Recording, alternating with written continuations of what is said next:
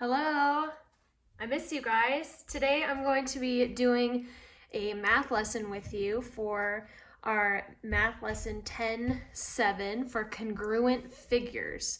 So I'm going to have us do a little activity together if we can. So I'm going to tell you what materials to go find, and then I'm going to have you pause the video, and when you have them, come back, okay? So you need some type of marker. It can be a pencil, a pen, or a color pencil, a crayon, whatever you want, but something to write with.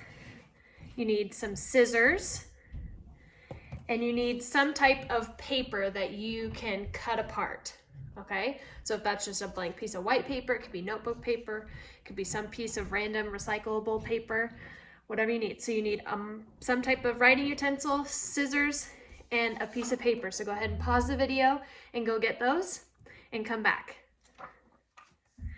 All right, we're gonna get started now. So the first thing you're gonna do on your paper is I'm gonna have you fold it in half. So we're gonna fold it hamburger style, like this, okay?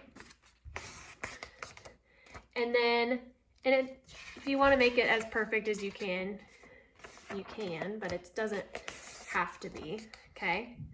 And then you're gonna fold it in half one more time. So it's kind of gonna look like a little card. Okay, so it'll be about this size, okay? Like that, okay?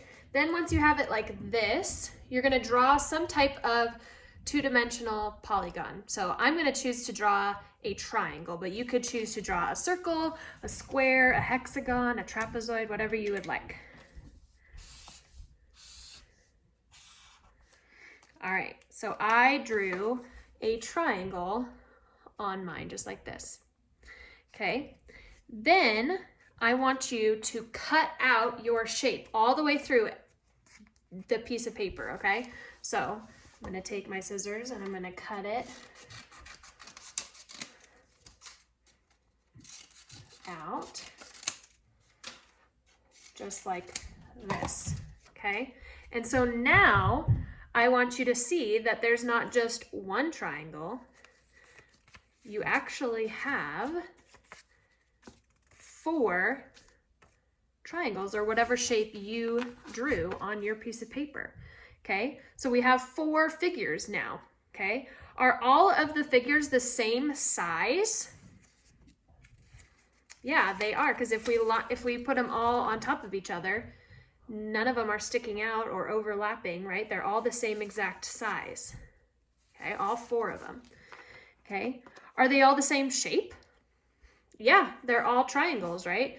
So I have 4 triangles that are the same size and the same shape, okay? How do we know? Because they all match, right? We just said they all line up together when you stack them up on top of each other, okay?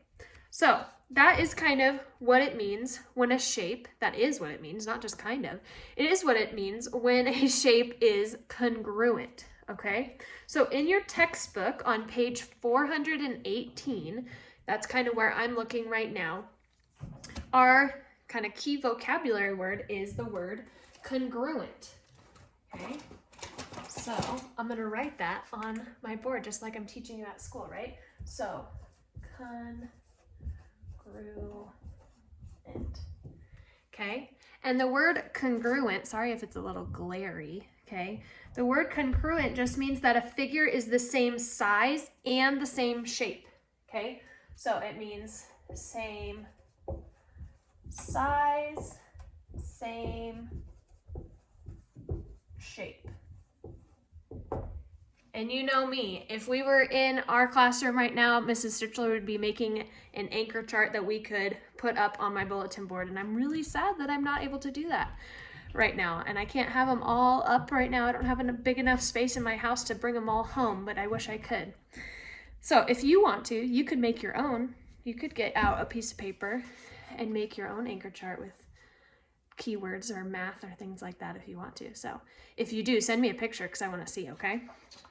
All right, we're going to keep going. So congruent, okay? So in the examples on page 418, it says identify congruent figures. So tell whether the figures appear to be congruent. Write yes or no. If they are, describe the movement that show their congruence. So number 1, it shows you a hexagon. I'm going to show you really quick on this. Okay, there's the hexagons. They appear to have the same size and shape, so they are congruent, okay, and a translation took place. And then example 2 says the triangles appear to have the same shape, but they have a different size. You notice how this one is slightly bigger than this one, right? They're the same type of triangle, but they are different sizes.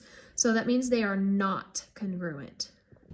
All right, now I jumped over to the top of page 419 in this real world example, okay? So the school, the diagram shows that the shapes and sizes of 2 classrooms. Do the 2 classrooms appear to be congruent?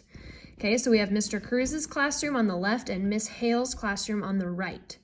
Okay, so both classrooms have the same shape. They're both rectangles, right? We can tell by the lengths are 42 feet and the widths are 32 feet and 35 feet, okay? So both classrooms have the same length, but Miss Hale's classroom has a greater width, okay? You see how it's 35 feet wide on this side, and Mr. Cruz's room is only 32 feet wide. So that means they're not the same size. So guess what? That means they're not congruent. Okay, so I want you to go ahead and continue working on this Google form to answer some questions about congruent figures, okay? So remember, just congruent means it's the same size and the same shape. So if it's a different shapes, they're not congruent. If they're a different size, they're not congruent. But if they have the same size and the same shape, they are congruent figures. All right, I'll see you guys again soon. Bye.